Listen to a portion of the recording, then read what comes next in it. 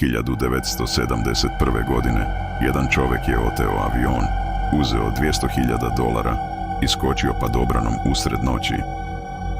Predstavio se kao D.B. Cooper.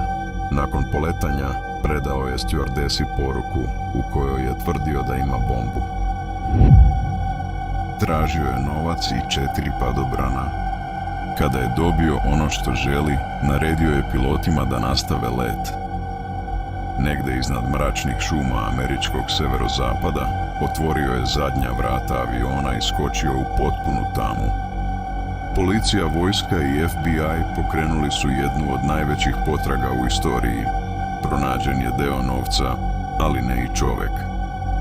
Više od 50 godina kasnije slučaj je i dalje nerešen.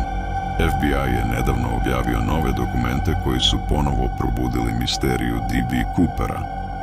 Da li je preživio skok ili je tajna zauvek završila u šumi?